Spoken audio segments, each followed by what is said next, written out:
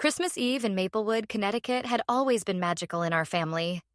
The snow fell gently on our suburban street, covering the perfectly manicured lawns that made our neighborhood the envy of Fairfield County. My name is Sarah, and at 24, I thought I understood family dynamics pretty well. I worked as a shift supervisor at Target, lived in my own apartment, and considered myself independent and mature. Boy, was I wrong. The trouble didn't start at Christmas dinner itself. That went surprisingly well, considering. It started 3 days later when my phone buzzed at 6:47 a.m. on December 28th with a text from my dad, Michael. "Sarah, honey, can you come over after work? We got some kind of legal notice from the homeowners association. Something about our property." I stared at the message while sipping my morning coffee, my stomach already forming knots. Dad had lived in Pine Ridge Estates for 8 years. They'd never had a single issue with the HOA. But then again, my Aunt Victoria had just been elected to the HOA board 3 months ago. Victoria Mitchell, my mom's sister, and the woman who had turned our Christmas celebration into an interrogation about my life choices. The memory was still fresh. Victoria sitting at the head of our dinner table like she owned the place, making snide comments about my retail job, my small apartment, my single status at 24. "Sarah, dear," she'd said in that syrupy voice that made my skin crawl. "When I was your age, I was already married to Robert and building our real estate empire. Don't you think it's time you aimed higher?" I'd defended myself, maybe a bit too passionately. Pointed out that I was putting myself through community college, that retail management was actually teaching me valuable skills, that not everyone needed to follow her path. The conversation had gotten heated when she'd started criticizing my 16-year-old cousin Lily for wanting to go to art school instead of business school. Art school? Victoria had laughed, that cold, cutting sound that always made me want to hide. "That's not a career. That's an expensive hobby. Lily needs to think practically about her future, not chase fairy tales." Lily had started crying, and I'd lost it. Called Victoria out for crushing a teenager's dreams, for making everything about money and status. The dinner had ended with Victoria storming out, but not before promising that our family would learn some respect. At the time, I thought it was just typical Victoria dramatics. She was always threatening consequences whenever anyone disagreed with her. But as I drove to my parents' house in Maplewood after my shift that evening, I had a sinking feeling that this HOA notice wasn't a coincidence. Dad met me at the door, looking older than his 52 years. His hair, prematurely gray from stress and his recent diagnosis with type 2 diabetes, looked disheveled. Mom stood behind him, wringing her hands, a nervous habit she'd developed since Dad's health scare 6 months ago. "Show me the notice," I said, not bothering with pleasantries. Dad handed me a crisp white envelope, officially sealed with the Pine Ridge Estates logo. Inside was a violation notice, typed on official letterhead and signed at the bottom with Victoria's flowing signature. Violation notice property, 42 Maple Lane, Maplewood, CT. Violation. Lawn height exceeds community standards. 2.5 inches measured, 2-inch maximum required. Fine. $250 correction. Deadline January 2nd. Board member, Victoria Mitchell, Architectural Review Committee Chair. I looked up at my parents, then out at their front yard. Even in December, their lawn was immaculate. Dad's pride and joy. He'd been meticulous about yard care for years, especially since retirement had given him more time to focus on it. "Dad, when did you last cut the grass?" "November 15th, before the first freeze," he said, pulling on his coat. "Come on, let's measure it." We trudged out into the cold, Dad carrying a ruler while I used my phone's flashlight. The grass was dormant, brown and thin from winter. When Dad knelt down and measured multiple spots, every reading came back at exactly 2 inches. "This is impossible," I muttered, taking photos with my phone. "It's exactly 2 inches, just like the rules state." Mom appeared on the porch, shivering in her robe. "Victoria's been driving through the neighborhood every evening since Christmas," she called out. Mrs. Henderson next door mentioned it. Said Victoria was stopping and taking pictures of houses. My blood ran cold. "Taking pictures? Of which houses?" "Well, ours, obviously. But also the Johnsons' place. You know, where Jake rents that basement apartment. And your cousin Emma's family over on Oak Street." The pattern was immediately obvious. and it made me furious. Victoria wasn't randomly enforcing HOA rules. She was targeting every family member who had supported me during the Christmas dinner confrontation. I spent that night researching Pine Ridge Estate's HOA bylaws, a 47-page document that I'd never bothered to read before. What I found was both fascinating and terrifying. Victoria, as the new chair of the Architectural Review Committee, had broad authority to issue violations and fines. The bylaws were incredibly detailed and incredibly subjective. Property maintenance standards included lawn height, maximum 2 inches, mailbox specifications, black, in good repair, appropriate style, trash receptacle visibility, not visible from street for more than 30 minutes on collection day, seasonal decorations, removed within 48 hours of holiday conclusion, driveway condition, free from stains, cracks, or discoloration, window treatments, harmonious with neighborhood aesthetic. The language was vague enough that almost any property could be cited for violations if someone was determined enough. And the fines? They escalated quickly. First offense, $250. Second offense, $500. Third offense, $1,000. Additional offenses could result in liens against the property. I was still reading when my phone buzzed with a text from Emma, my cousin who lived 3 streets over. Sarah, did your parents get an HOA notice too? We got one about our mailbox being the wrong shade of black. This is insane. Then another text from Jake. Dude, my landlord just got a violation notice about the oil stain on our driveway. It's been there for 2 years and nobody cared until now. I stayed up until 3 a.m. creating a spreadsheet to track what I already suspected would become a pattern. 3 properties, 3 family members who had defended me, 3 sudden violations from Victoria. The war had officially begun. By New Year's Day, the picture had become crystal clear. Victoria wasn't just abusing her HOA position. She was conducting a systematic campaign of harassment against our entire family. My parents received 4 more violation notices between December 29th and January 1st. December 30th. Christmas lights still displayed, 1 day past the 48-hour deadline. $500 fine. December 31st. Trash receptacles visible from street for 45 minutes instead of allowed 30 minutes. $750 fine. January 1st. Driveway shows minor oil stains from holiday guest parking. $500 fine. January 1st. Second notice. Garden gnome, facing wrong direction, creating visual discord. $250 fine. The garden gnome violation was particularly absurd. Dad had placed that cheerful little statue by their front steps 3 years ago, and it had been facing the same direction ever since.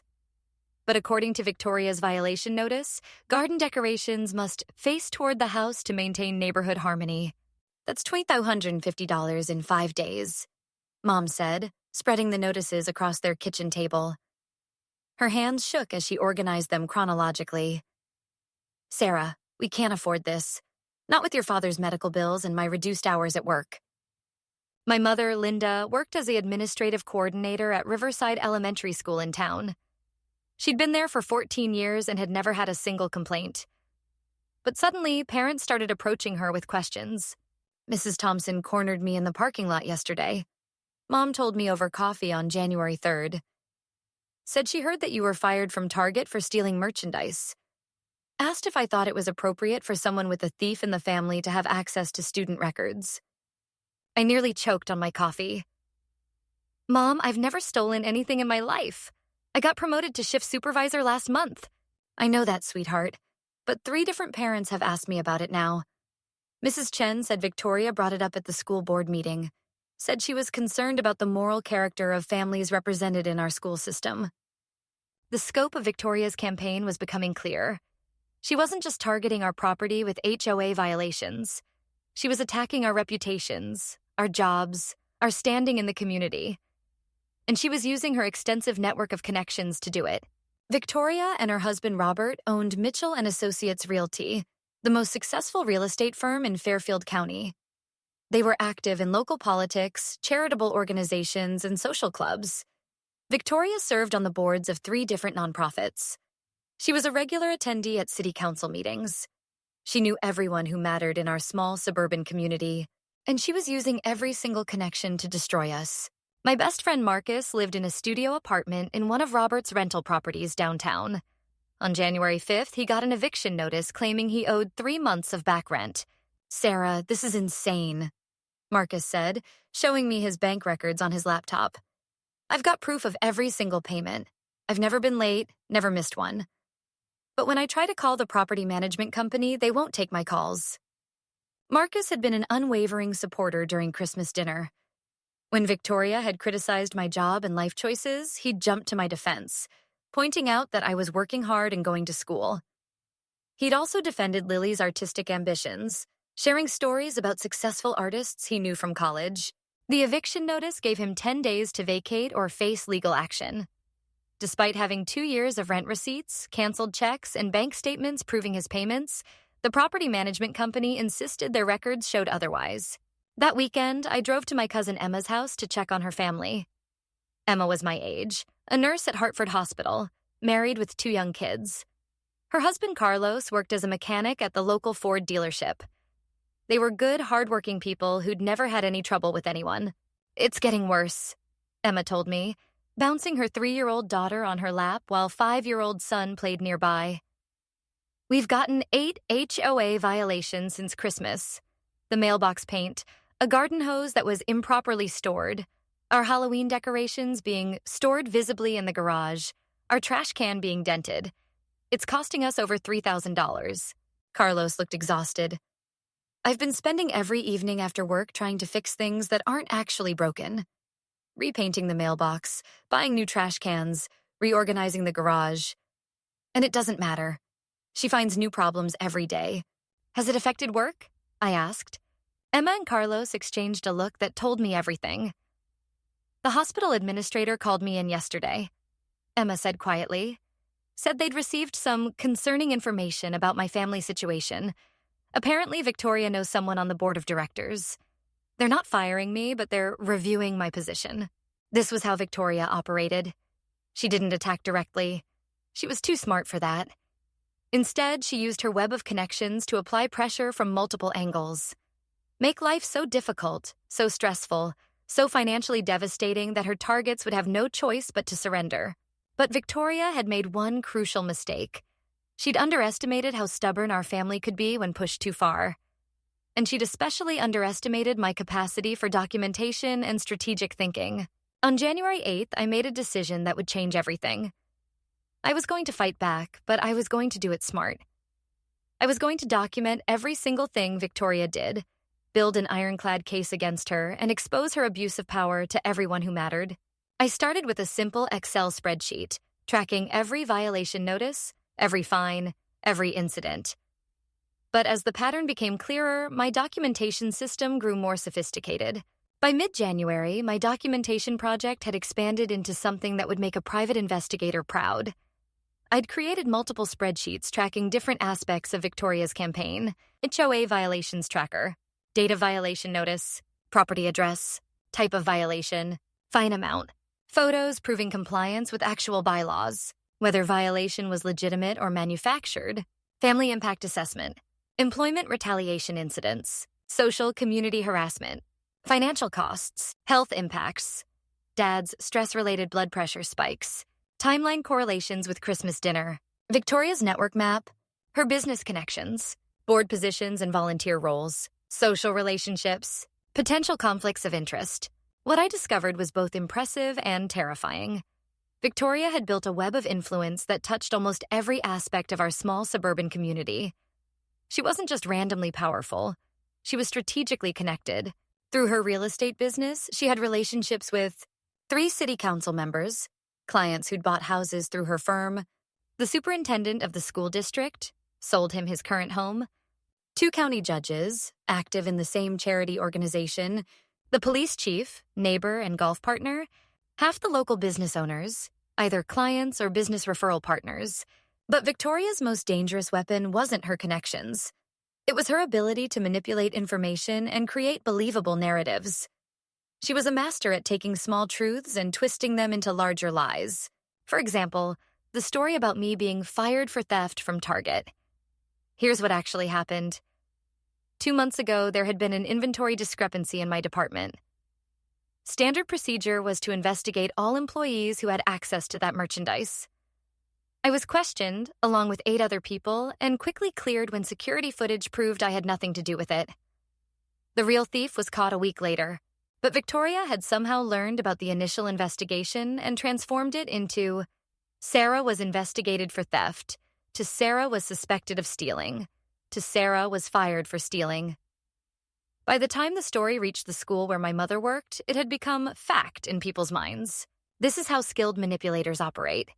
They don't create lies out of whole cloth. They take real events and twist them just enough to serve their purposes while maintaining plausible deniability. On January 15th, things escalated dramatically. My 16-year-old cousin Lily called me in tears. "Sarah, something's happening at school. Kids are saying my mom is embezzling money from the PTA. They're saying we might have to move because of some scandal. What's going on?" Lily's mom, my Aunt Jennifer, was Victoria's sister-in-law and had been treasurer of Lily's school PTA for 3 years. She was meticulous about finances and had never had a single issue. But suddenly there were questions about the accounts. I drove to Jennifer's house immediately. She met me at the door, her eyes red from crying. "Sarah, I don't understand what's happening." The PTA president called an emergency meeting. Said there were concerns about missing funds. "I've got every receipt, every bank statement, everything perfectly documented. But somehow the numbers aren't adding up according to their review." Jennifer showed me her records. 3 years of impeccable financial documentation. Every transaction recorded, every receipt filed, every bank statement balanced to the penny. "Who's conducting the review?" I asked. "Some external accounting firm. The president said it was recommended by a board member who had concerns about financial transparency." My stomach dropped. "Which board member?" "Victoria Mitchell. She said as a real estate professional, she felt obligated to suggest proper financial oversight." The pattern was clear. Victoria was using her position and reputation to raise concerns about family members, forcing investigations that would create gossip and suspicion, even if they ultimately proved nothing wrong.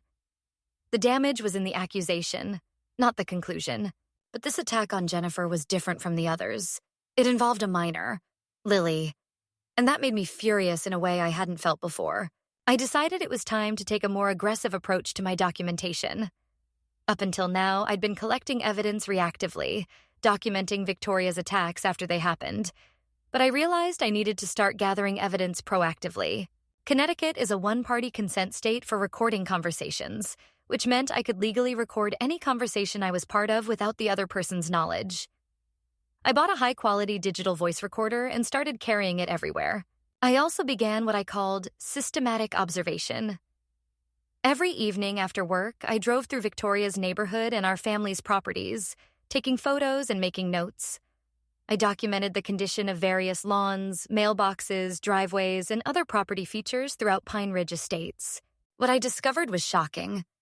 Victoria was conducting wildly selective enforcement of HOA rules.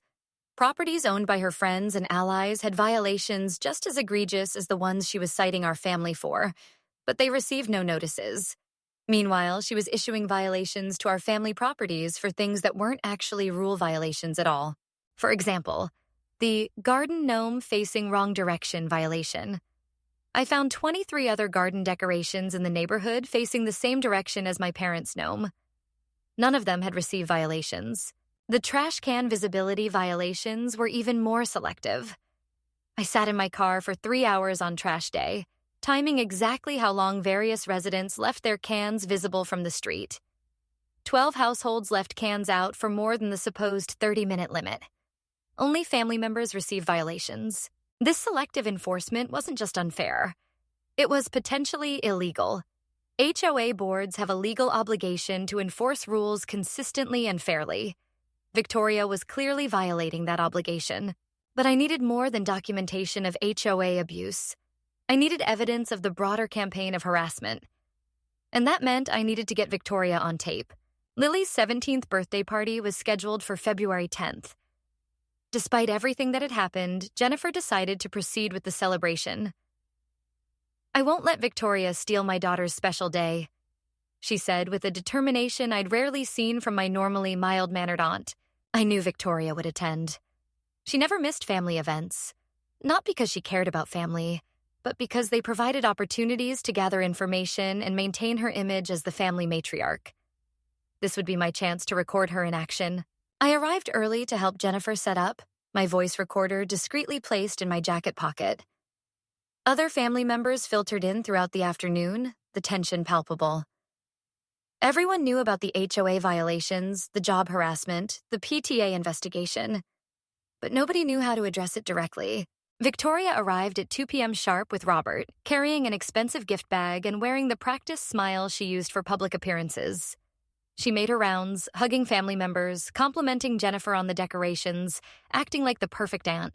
But I was watching closely, and I could see the calculation behind her actions. She positioned herself strategically to overhear conversations. She asked seemingly innocent questions designed to gather information about people's employment, finances, and personal situations. The breakthrough moment came when Lily opened her gifts.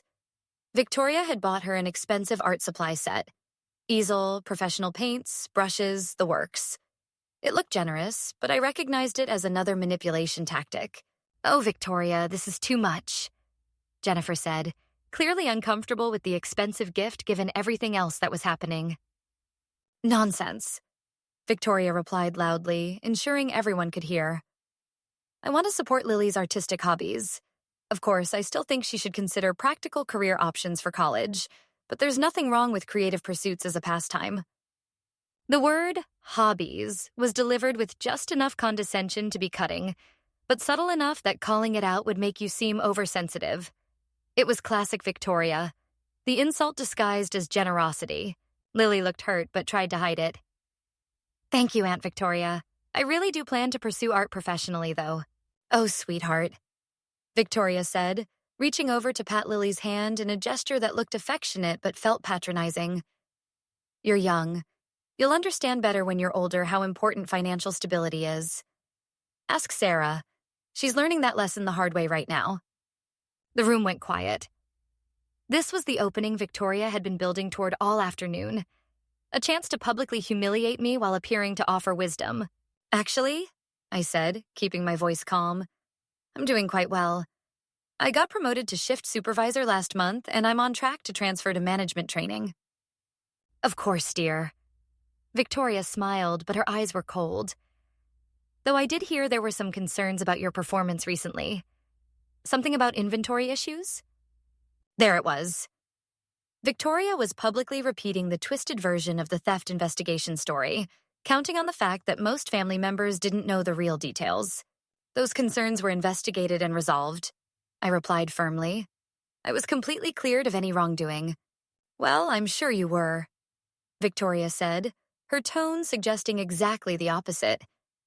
"Though it's unfortunate that these sorts of questions can affect how people perceive you professionally. Reputation is so important in a small community like ours." The threat was clear but veiled.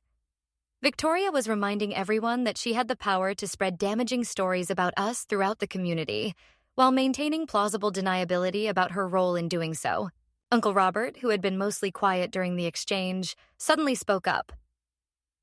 "Victoria's right about reputation being important. It's interesting how quickly stories spread in this town. Sometimes rumors get started by people with their own agendas."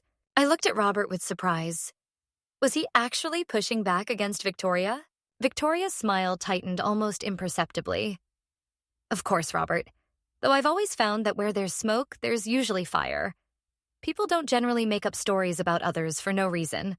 "Sometimes they do," said a quiet voice from across the room. It was my grandmother, Eleanor, 84 years old and sharp as ever. Sometimes people create problems where none existed before. The room fell completely silent.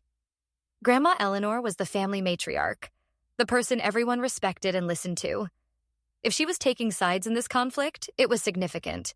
Victoria's mask slipped for just a moment, and I saw something ugly flash across her face before she recovered her composure. "Well," Victoria said, standing up and smoothing her skirt, "I think we should focus on celebrating Lily today.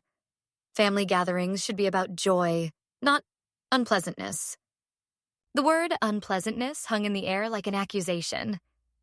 Victoria was positioning herself as the reasonable one, the one trying to maintain family harmony, while implying that anyone who disagreed with her was causing drama. But she'd made a mistake. In trying to humiliate me, she'd shown everyone exactly who she really was. And I'd recorded every word. That evening, I listened to the recording multiple times, transcribing key quotes and noting the timing of each exchange. Victoria had revealed her tactics clearly: public humiliation disguised as concern, spreading twisted versions of private information, threatening consequences while maintaining deniability, positioning herself as reasonable while painting targets as problematic, using family gatherings to gather intelligence and apply social pressure. But the recording had also revealed something else: cracks in Victoria's support system, Robert's subtle pushback, Grandma Eleanor's direct challenge, other family members' uncomfortable silence when Victoria made her attacks. Victoria wasn't as untouchable as she wanted us to believe, and I was going to use that knowledge against her. 3 days after Lily's party, Grandma Eleanor called me with a trembling voice. "Sarah, honey, can you come over? Something strange is happening with my bank account." I drove to Grandma's house immediately, my stomach tight with worry. Eleanor lived independently in the same house she'd owned for 40 years, managing her own finances with the help of a bookkeeper who came twice a month. She was sharp, organized, and careful with money. "I went to pay my property taxes yesterday," she explained, showing me a bank statement. "I had $4,200 in my checking account last month, but when I tried to write the check, the bank said I only had $347. My blood ran cold. "Grandma, do you have your statements from the last few months?" We spread 3 months of bank statements across her kitchen table, and the pattern was immediately obvious and terrifying. Regular withdrawals, always just under $2,000, always on different days of the week, always done at different bank branches throughout the county. Someone had been systematically draining Grandma's account for 3 months. $18,000 total. "Who has access to your account, Grandma?" "Just me," she said slowly, "and Victoria. She has my power of attorney for financial matters. I gave it to her 2 years ago when I had that minor stroke and needed help managing things temporarily." The power of attorney. I'd forgotten about that. After Grandma's stroke, Victoria had positioned herself as the responsible family member who would help manage Eleanor's affairs. At the time, it had seemed generous and practical. Now I realized it had been a setup. "Grandma, do you remember making these withdrawals?" Eleanor studied the statements carefully, her face growing pale. No, I don't remember any of these. And look at the locations: Hartford, Waterbury, Bridgeport. I never drive to those places anymore. I helped Grandma gather every financial document she had: bank statements, receipts, check registers, investment account information. What we discovered was a sophisticated theft operation. Victoria had been using the power of attorney to make withdrawals from multiple accounts. Not just checking, but savings and a small investment account too. She'd been careful to vary the amounts, timing, and locations to avoid triggering bank fraud detection systems. But she'd also been creating fraudulent documentation: receipts for home repairs, medical equipment, and services that had never been provided. All of them signed with a shaky signature that looked similar to Grandma's handwriting if you weren't looking closely. When we confronted Victoria the next day at her real estate office, she was prepared with a performance that would have impressed Hollywood. "Oh, Eleanor," she said, rushing around her desk to hug Grandma with theatrical concern. "I was just about to call you. I've been so worried about your memory lately." Victoria produced a folder thick with receipts and documentation. "These are all the expenses I've been helping you with," she explained, spreading papers across her conference table. "The new stair railings for safety, the medical alert system, the grocery delivery service. You signed off on all of these, remember?" The signatures looked authentic at first glance. But when I examined them closely, I could see they were too consistent, too practiced. Real signatures from an 84-year-old woman would vary more, especially someone who'd had a stroke. "I don't remember signing these," Grandma said quietly. "Of course you don't, dear," Victoria said, her voice dripping with condescending sympathy. "That's exactly what I've been worried about. Your memory has been getting worse. Yesterday you called me asking about your newspaper delivery 3 times.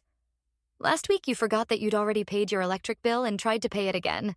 This was another of Victoria's tactics: gaslighting. Taking normal senior moments that everyone has and turning them into evidence of incompetence.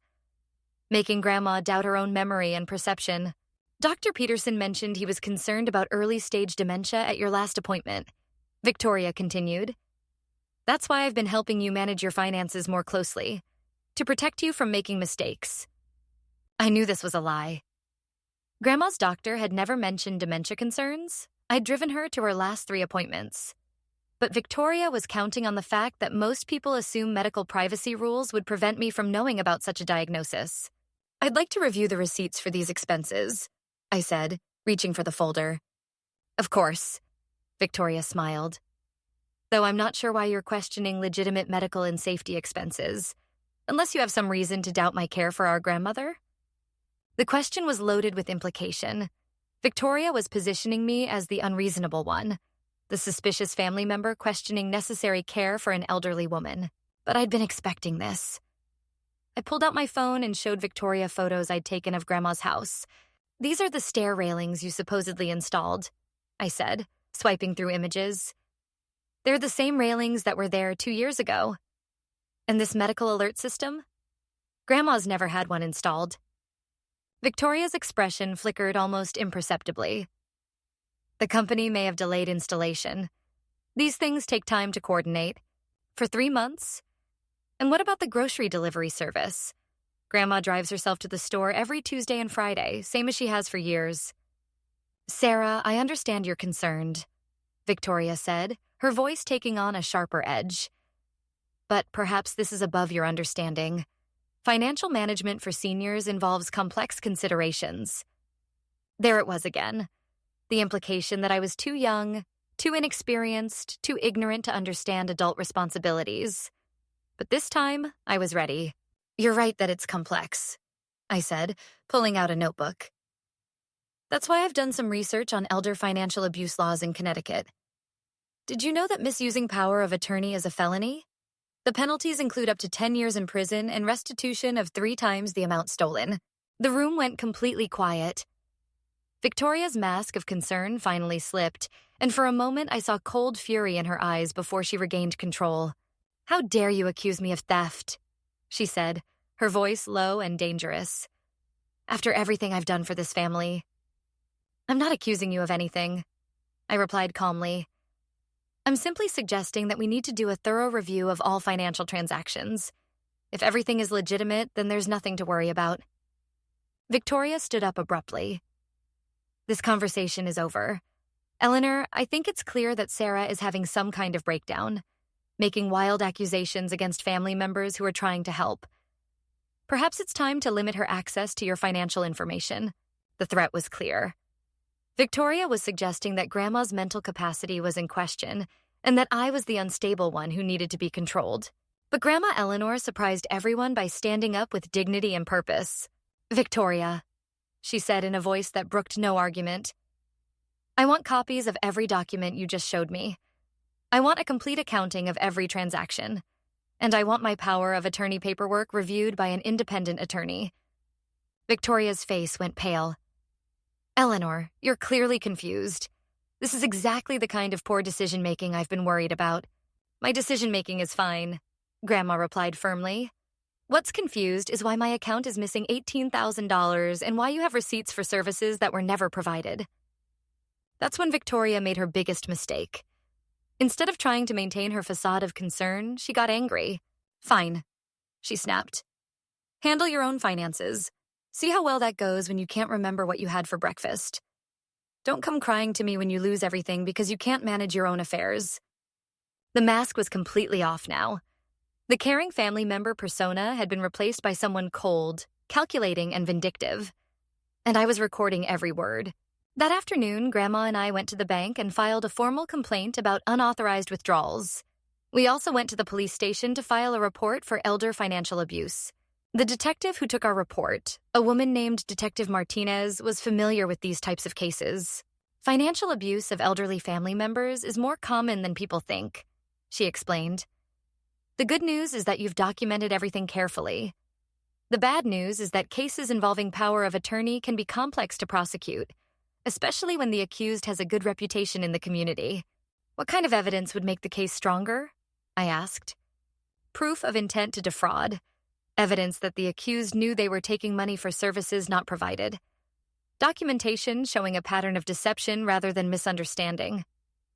I thought about my voice recordings, my HOA violation documentation, the systematic campaign against our family. Victoria hadn't just stolen money from Grandma. She'd been conducting a months-long revenge campaign that included multiple types of harassment and abuse of power. This wasn't a simple case of financial elder abuse. This was a complex criminal conspiracy involving mail fraud, the false HOA violations, workplace harassment, defamation, and elder abuse. And I was going to prove all of it. Building a criminal case against Victoria required expanding my investigation beyond just the financial theft. I needed to prove intent, pattern, and coordination across multiple types of harassment. I started by reaching out to other HOA members who might have experienced similar selective enforcement. What I discovered was that Victoria's abuse of her board position extended far beyond our family. Through careful networking and community meetings, I identified 7 other homeowners who had been targeted with questionable HOA violations. The pattern was always the same. People who had disagreed with Victoria at board meetings, questioned her decisions, or opposed her preferred contractors and vendors. Mrs. Patterson, a retired teacher, had received 12 violations in 3 months after questioning why all landscaping contracts were going to Victoria's brother-in-law's company. Mr. Singh, an engineer, had been fined repeatedly for architectural inconsistencies after proposing a more cost-effective solution for community street lighting. Most significantly, I connected with Janet Williams, a local attorney who lived in Pine Ridge Estates and had been fighting her own battle against Victoria's selective enforcement. I've been documenting her patterns for 6 months, Janet told me over coffee. But as a single voice, it's hard to challenge someone with Victoria's connections. If we could build a coalition of affected homeowners, Janet had legal expertise I lacked. She understood the procedural requirements for challenging HOA board decisions, the documentation standards for legal proceedings, and the regulatory agencies that oversee homeowner associations. Together, we began building what Janet called a comprehensive case for systemic abuse of authority. Meanwhile, the investigation into Grandma's financial abuse was yielding results. The bank's fraud investigation had uncovered additional irregularities. Victoria had been using her power of attorney to make investment decisions that benefited her real estate business, steering Grandma's portfolio toward properties and funds that generated commissions for Mitchell and Associates Realty. Detective Martinez called me on March 15th with significant news. "We've found evidence that your aunt has been running a more extensive financial scheme," she explained. "She's been managing finances for 3 other elderly community members, all using powers of attorney obtained under questionable circumstances." The pattern was sophisticated and disturbing. Victoria would identify elderly community members who were socially isolated or dealing with health issues. She'd position herself as a helpful family friend or community member willing to assist with complex financial tasks. Once she gained their trust, she'd suggest that they needed power of attorney documentation, just in case something happened. Then she'd begin systematically draining their accounts while creating fraudulent documentation to cover the thefts. "How much money are we talking about?" I asked. "Over $75,000 across 4 victims, including your grandmother." The scope was staggering. Victoria had been running a criminal enterprise that used her community connections and reputation to identify and exploit vulnerable elderly victims. But the investigation revealed something even more disturbing. Victoria's network of enablers. Her husband Robert knew about the financial schemes and had been helping launder the stolen money through their real estate business. Victoria's son-in-law, who worked in regional management at Target, had been providing confidential employee information that Victoria used to orchestrate workplace harassment. Her daughter, who worked at the school district's central office, had been sharing private family information from student records. This wasn't just one person abusing power. It was a family criminal conspiracy that had been operating for over 2 years. The legal proceedings moved faster than I'd expected.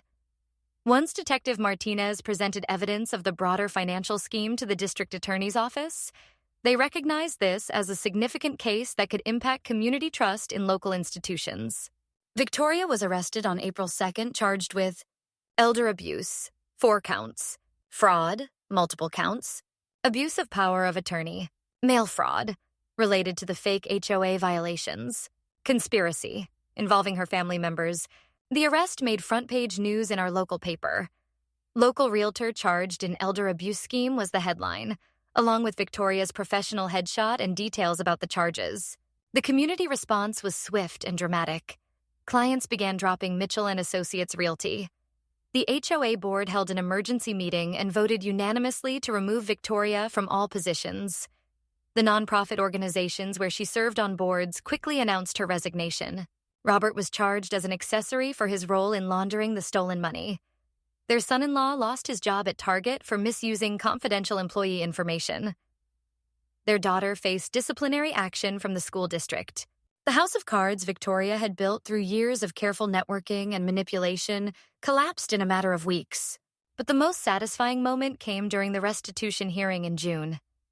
Victoria's attorney tried to argue that the financial transactions were misunderstandings, that Victoria had genuinely believed she was helping elderly community members manage their affairs. That's when Judge Harrison asked to hear the voice recordings I'd made. Sitting in that courtroom, listening to Victoria's cold, calculated threats being played back through the sound system, her true character was impossible to deny. Her contemptuous dismissal of Grandma's concerns, her threats about poor decision-making, her anger when confronted with evidence of theft. "Mrs. Mitchell," Judge Harrison said after listening to several recordings, "these conversations reveal a clear intent to deceive and manipulate vulnerable elderly victims. This court finds that your actions constitute a deliberate criminal scheme, not a series of misunderstandings." Victoria was sentenced to 18 months in prison, 5 years probation, and ordered to pay full restitution to all victims plus additional penalties. The total amount was over $95,000, but the legal consequences were only part of her downfall. Victoria's social and professional reputation was completely destroyed. The woman who had spent decades building an image as a pillar of the community was now known as someone who exploited elderly victims for financial gain. The year following Victoria's conviction was a time of healing and rebuilding for our family. The financial restitution helped stabilize everyone's situation, but the emotional recovery took longer. My parents' stress levels decreased dramatically once the constant HOA harassment ended. Dad's blood pressure improved so much that his doctor was able to reduce his medication. Mom flourished at work without the constant worry about her reputation being attacked. Marcus moved into a better apartment after the eviction charges against him were dropped, and he received compensation for the harassment. Emma and Carlos used part of their restitution money to take their kids on a vacation they'd been planning for years but couldn't afford. Lily bloomed in ways that were beautiful to watch. Without Victoria's constant criticism and undermining, she gained confidence in her artistic abilities and her future plans. She was accepted to 3 different art schools and received a partial scholarship to her first choice program. Grandma Eleanor became something of a local celebrity, speaking at senior centers and community groups about recognizing and preventing elder financial abuse. Her experience helped others identify similar schemes and protect themselves. "The most important thing," she'd tell audiences, "is to trust your instincts. If someone is pressuring you to make financial decisions quickly or making you doubt your own memory and judgment, those are warning signs." The HOA reforms that Janet Williams and I had pushed for were implemented throughout Pine Ridge Estates. New oversight procedures, appeals processes, and transparency requirements made it much harder for board members to abuse their authority. Most significantly, our family relationships had been transformed. The crisis had forced us to communicate more directly, support each other more intentionally, and recognize manipulation tactics that we'd previously overlooked or tolerated. We learned to have difficult conversations, set healthy boundaries, and prioritize authentic connection over maintaining false harmony. Victoria's attacks had been devastating, but they'd also revealed the strength and resilience that existed within our family when we worked together. The Victoria Mitchell case became a catalyst for broader changes in our community and beyond. Local news coverage of the financial abuse scheme prompted other victims to come forward, not just targets of Victoria's crimes, but elderly people who had experienced similar schemes by other perpetrators. The police department created a new elder abuse investigation unit. The county implemented additional oversight for power of attorney documentation. Financial institutions improved their monitoring systems for accounts managed by non-family members. My documentation methods became a model used by law enforcement and victim advocates. Detective Martinez invited me to speak at training seminars for investigators working on elder abuse cases. The key to Sarah's success, she would explain, was comprehensive documentation combined with strategic thinking. She didn't just collect evidence reactively, she anticipated Victoria's tactics and prepared accordingly.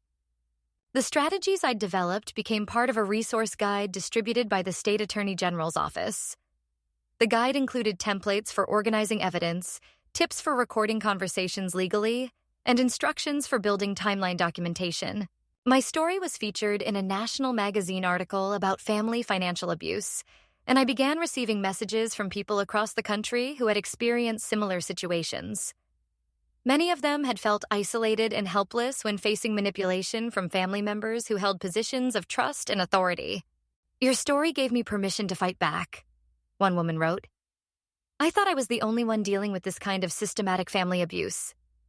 The community organizing work that Janet Williams and I had done around HOA reform expanded into a broader advocacy effort. We helped draft model legislation for homeowner association oversight that was introduced in the state legislature. The bill included provisions for mandatory training for HOA board members, appeals processes for disputed violations, financial transparency requirements, penalties for selective enforcement of rules, regular audits of HOA finances and procedures. The legislation passed the following year and became a model for similar laws in other states. But perhaps the most meaningful impact was on other families facing manipulation and abuse. My story had shown that even sophisticated, well-connected abusers could be held accountable if victims documented carefully and worked strategically. 2 years after Victoria's conviction, our family had built something stronger and healthier than what we'd had before the crisis. The trauma had forced us to examine our patterns of communication, our tolerance for manipulation, and our willingness to support each other through difficulties. We developed new traditions and ways of gathering that prioritized authentic connection over performed harmony. Family dinners became spaces for honest conversation rather than careful performances. We learned to have conflicts without allowing them to escalate into warfare. Lily graduated from high school with honors and started her freshman year at art school. Her confidence and artistic skills had flourished without Victoria's constant undermining. She began working on a series of paintings inspired by her experience with family manipulation and recovery. "I want to show how families can heal from trauma," she explained while working on a piece that depicted broken pottery being rebuilt with gold veins. "How the cracks can become part of the beauty instead of something to hide." Marcus started his own small business providing moving and home organization services. His experience with Victoria's eviction scheme had taught him about tenant rights and property management, knowledge he used to help other renters protect themselves from abusive landlords. Emma went back to school to become a nurse practitioner, using educational benefits from a victim compensation fund. She specialized in elder care, working with families to recognize signs of abuse and neglect. My parents began volunteering with a local organization that helped elderly community members with financial management and decision-making. They provided practical support while also serving as advocates to prevent exploitation. As for me, the experience had revealed skills and interests I didn't know I possessed. I discovered that I was good at investigation, documentation, and strategic thinking. I enjoyed helping people organize evidence and navigate complex systems. I left Target and enrolled in a criminal justice program at the local state university, with plans to work in fraud investigation or victim advocacy. The scholarship I received was funded by restitution money from Victoria's case, a perfect example of turning victimization into opportunity. Detective Martinez became a mentor, helping me understand the investigative process and connecting me with professionals in the field. She encouraged me to consider law enforcement as a career. "You have natural instincts for this work," she told me. "And your experience as a victim gives you perspective that's valuable in understanding how these crimes impact people's lives." I also began speaking at community groups and conferences about recognizing and documenting family manipulation and abuse. My presentations included practical tools like spreadsheet templates, recording apps, and resource lists. The most common question I received was, "How do you know when someone is manipulating you versus just having a difficult personality?" My answer evolved over time, but it centered on patterns of behavior. Manipulation involves systematic efforts to control or harm others. Manipulators create consequences for people who disagree with them. They use multiple tactics across different areas of life: work, family, finances, social relationships. They maintain plausible deniability while escalating pressure over time. They target multiple victims with similar patterns. Difficult people have conflicts, I would explain. Manipulators have campaigns. Victoria's case had taught me that sophisticated abusers often operate in ways that are initially hard to recognize. They build reputations and networks that provide cover for their actions. They exploit systems and institutions that are designed to protect people. But the case had also shown that even well-connected, strategic abusers make mistakes and leave evidence.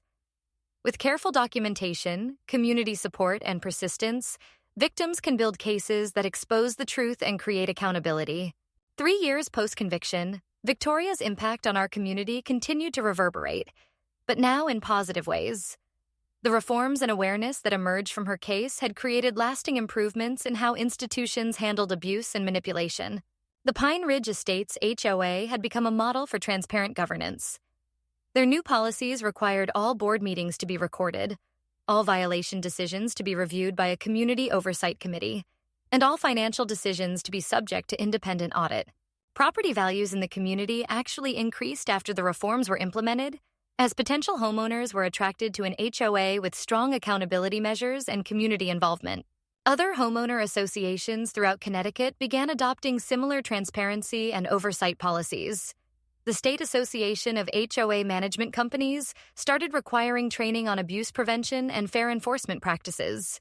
But the most significant change was in community awareness and response to elder abuse.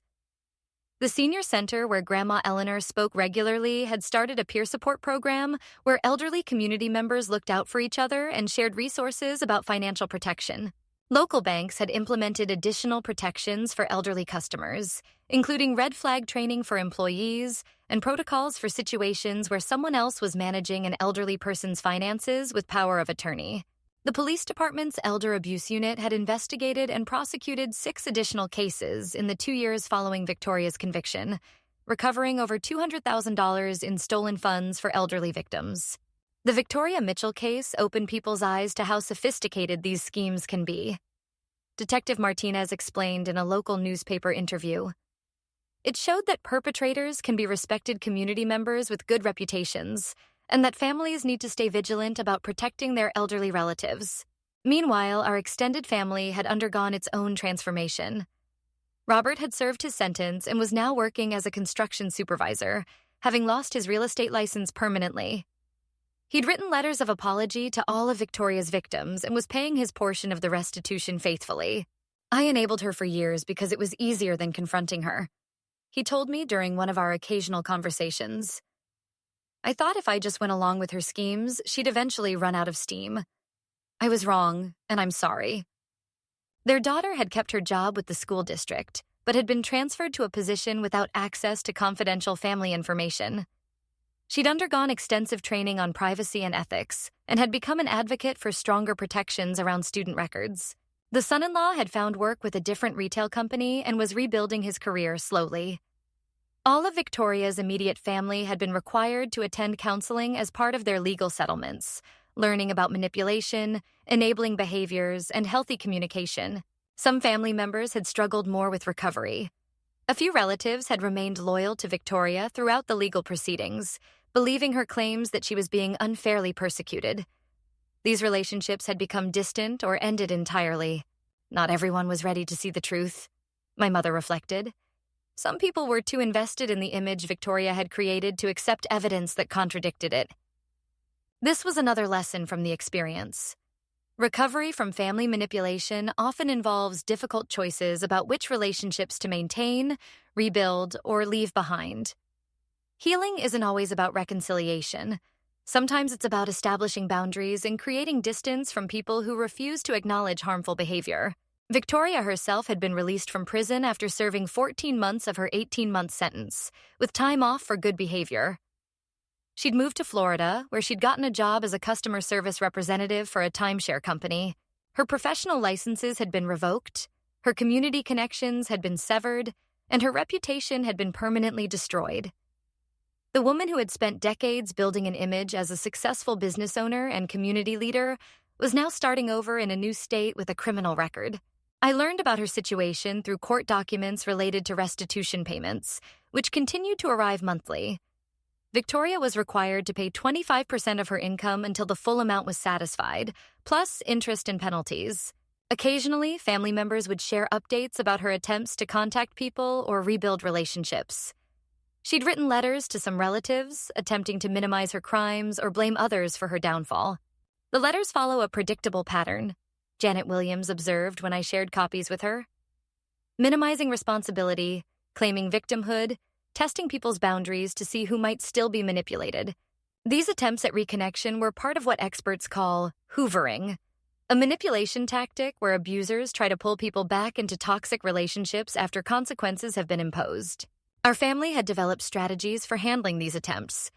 No direct responses to letters or contact attempts. Sharing information about contact attempts with other family members. Documentation of any threats or concerning content. Consistent boundaries maintained by everyone. The most important lesson was that Victoria's conviction and imprisonment hadn't fundamentally changed her personality or methods. The legal consequences had limited her ability to harm people, but they hadn't eliminated her desire to manipulate and control. People like Victoria don't usually change, Detective Martinez had warned us. The criminal justice system can create accountability and provide protection, but it doesn't rehabilitate manipulative personalities. This understanding influenced how we approached family relationships going forward. We celebrated the justice that had been achieved and the healing that had occurred, but we remained vigilant about protecting ourselves from future manipulation attempts. The experience had taught us that recovery from abuse is an ongoing process, not a destination you reach and then maintain without effort. As I finish writing this account, 5 years after that Christmas dinner that started everything, I'm struck by how much growth and positive change emerged from such a destructive situation. Victoria's campaign against our family had been designed to isolate us, exhaust our resources, and force us into submission. Instead, it had strengthened our relationships, taught us valuable skills, and connected us to a broader community of people working to prevent abuse. The documentation system I'd developed out of necessity had become a resource used by investigators, attorneys, and victim advocates across the country. The family communication patterns we'd learned had created deeper, more honest relationships than we'd ever had before. The community reforms that emerged from our case had protected other elderly residents and improved oversight of institutional power. The awareness raised about manipulation tactics had helped other families recognize and respond to similar abuse. Most importantly, our story had demonstrated that even sophisticated, well-connected abusers can be held accountable when victims document carefully, work together, and use available resources strategically. For others facing similar situations, these are the key lessons I would share. Document everything. Start immediately. Be systematic and use multiple methods. Photos, recordings, spreadsheets, timelines. Assume that everything might become evidence eventually. Build community support. Don't try to fight alone. Find other victims, connect with professionals, and create a network of people who understand what you're experiencing. Understand the systems. Learn about relevant laws, regulations, and institutions. Know your rights and the proper procedures for filing complaints and seeking help. Focus on patterns. Individual incidents can be dismissed or explained away, but patterns of behavior are harder to deny. Show how multiple tactics work together as part of a broader campaign. Protect yourself. Assume that abusers will escalate when challenged. Take steps to protect your safety, finances, reputation, and legal position before confronting manipulation directly. Be strategic. Choose your battles carefully, time your actions thoughtfully, and always have multiple backup plans. Manipulators are skilled at exploitation, so you need to be smarter and more prepared. Accept that some relationships may end. Not everyone will support you or accept evidence of abuse, especially when it involves a family member with a good reputation. Protect your mental health by setting boundaries with people who enable or excuse harmful behavior. Use available resources. Law enforcement, victim advocacy organizations, legal aid services, and regulatory agencies exist to help people in these situations. Don't assume you have to handle everything on your own. Plan for long-term recovery. Healing from manipulation and abuse takes time.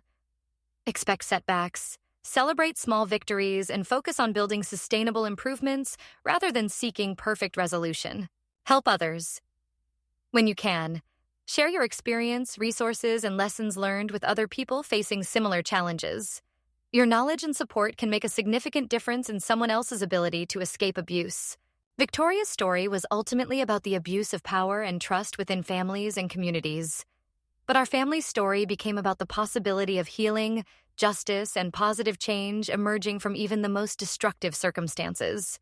The Christmas dinner that started our war with Victoria had ended with her promising that our family would learn some respect.